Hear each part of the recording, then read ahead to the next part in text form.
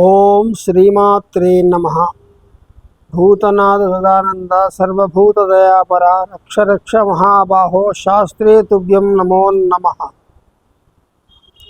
ఈ కార్తీక మాసంలో అయ్యప్ప స్వామి మాలాధారణ చేసుకోవడం, అయ్యప్ప స్వామి యొక్క దీక్షా కార్యక్రమం అనేది సర్వసాధారణంగా జరుగుతూ వస్తుంది అనాదిగా.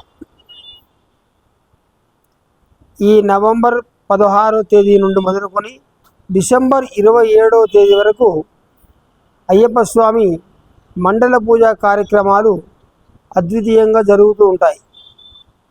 అంటే ఈ నవంబర్ 16వ తారీఖు నాడు కేరళ రాష్ట్రంలోని శబరిమలలో ఉన్నటువంటి అయ్యప్ప స్వామి దేవాలయం తలుపులు తెరుస్తారు, పూజా కార్యక్రమాలు ప్రారంభిస్తారు. అక్కడి నుంచి డిసెంబర్ 27 సాయంత్రం వరకు కూడా దేవాలయం తెరిచే ఉంటుంది, భక్తులకు అందుబాటులో ఉంటుంది. ప్రతినిత్యం ఉదయం ప్రాతకాలం సుప్రభాత సేవ నుంచి మొదలుకొని అభిషేకము, అర్చనాలు కార్యక్రమాలు అన్నీ కూడా జరుగుతూ ఉంటాయి. అలాగే ఈ మాల వేసుకునేటువంటి భక్తులు ఎవరైతే ఉన్నారో వాళ్ళు సరి అయినటువంటి ఒక గురుస్వామిని ఎంచుకొని గురుస్వామి ద్వారా తులసి మాల కావచ్చు లేదా రుద్రాక్ష మాలలు కావచ్చు మాలాధారణ చేసుకోవాలి. మాలాధారణ అయిన తర్వాత ఒక ప్రత్యేక పూజా మందిరాన్ని ఏర్పాటు చేసుకొని ప్రాతకాలం 4 గంటలకే లేచి చన్నీళ్లతో తలస్నానం చేయాలి. పూజా మందిరాన్ని శుభ్రం చేసుకొని ఆ పూజా మందిరంలో గణపతి, సుబ్రహ్మణ్య స్వామి, అయ్యప్ప స్వామి చిత్రపటాలను ఉంచుకొని అత్యంత పవిత్రమైనటువంటి మనస్సులో ముందుగా దీపారాధన చేసుకొని గణపతి, సుబ్రహ్మణ్య స్వామికి అర్చన చేసుకొని తదనంతరము అయ్యప్ప స్వామి యొక్క అష్టోత్తరం చెప్పుకొని శరణు ఘోష చాలా విశేషమైనటువంటిది. ఈ అయ్యప్ప స్వామి దీక్షలో శరణు ఘోష అనేది ఎంత చెప్తే ఎక్కువగా చెప్తే అంత ఫలితాన్ని మనకు స్వామి అనుగ్రహిస్తాడు. కాబట్టి శరణు ఘోష చెప్పుకోవడం, అపరాధ స్తోత్రం చెప్పుకోవడం.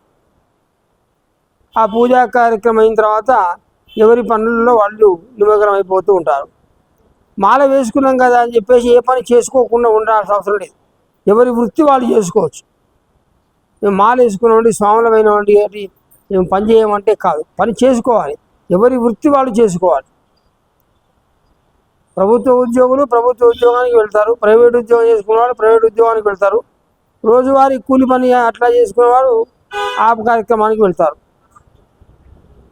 అలాగే ఏకభుక్తం, ఒక్క పూటే భోజనం చేయాలి.